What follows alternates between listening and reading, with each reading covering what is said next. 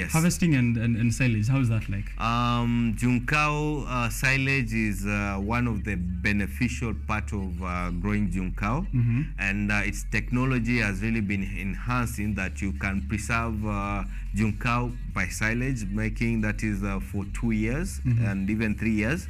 You can store the silage, and we don't use molasses, so you cut down cost on molasses, because most silage are normally used with molasses for preservation. Okay. So it's naturally as it is.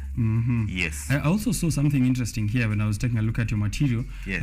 Juncao grass versus mushroom. Can you let us know about what that is? Juncao, actually Juncao is being used to actually support the growing of mushrooms. Okay. You know very well with how mushrooms develop, actually from dead trees. You've seen how they develop. So with Juncao, it can be able to support the growing of different varieties of mushrooms.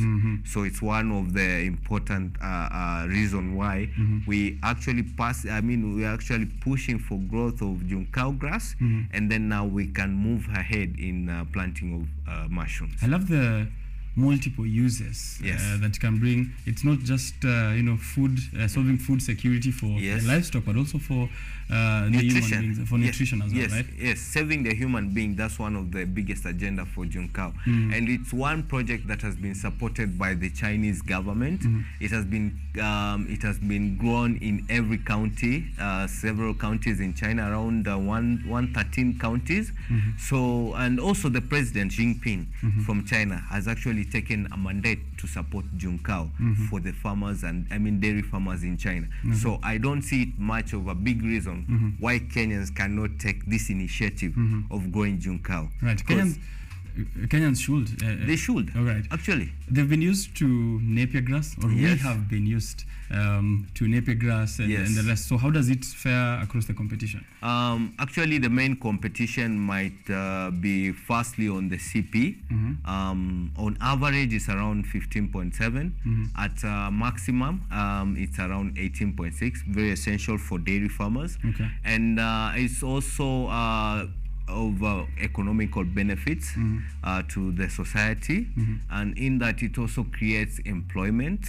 One of the most important thing is that there are several grasses out here in Kenya. We have Basharia, we have the Napier, the super Napier, but in terms of overall, Juncao's hybrid capacity actually gives more benefit as compared to these other. Yes. You mentioned earlier about zero grazing, and I know there's also natural pasture as well. How is that like? What is the benefit vis-a-vis natural livestock grazing? Let's take for an example right now.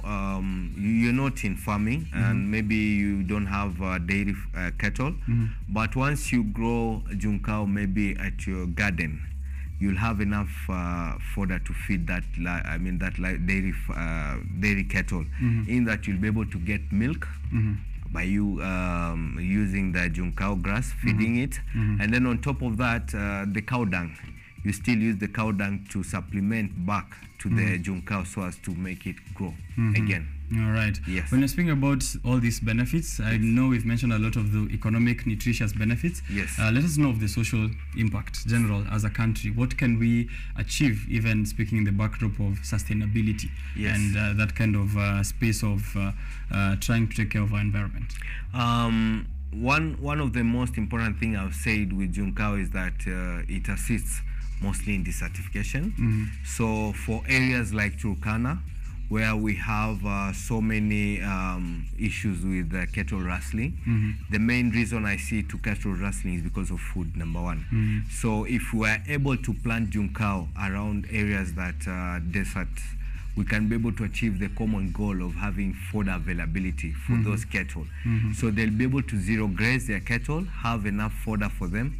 That will improve even them having more cattle to survive it, because the area is actually okay to grow Juncao. Right. Yes. I love that it has also it solves some of those cultural problems that we have. Cattle rustling, which is brought by one of the biggest challenges that we have so far. And I think with an initiative by the government to plant Juncao in areas like Turkana will be one of the most important agenda. And then the other part is that once you grow Juncao, we're supporting most of the farmers who are dairy farmers. If you have 1 acre of land, we advocate you to plant Juncao, because at the end of the day, we'll be coming to buy that grass from you, because we have dairy cooperatives that are working with us.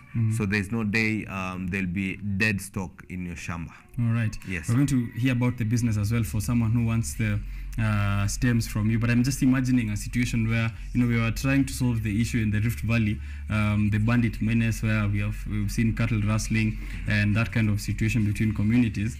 Maybe you see KDF soldiers arriving there, and the bandits expect guns, but wakutuna ma Juncao stems. Wanakutana na Juncao, there's enough fodder, there's enough food. Kila mtu ambaye rudi nyumbani with your stems, right? Yes.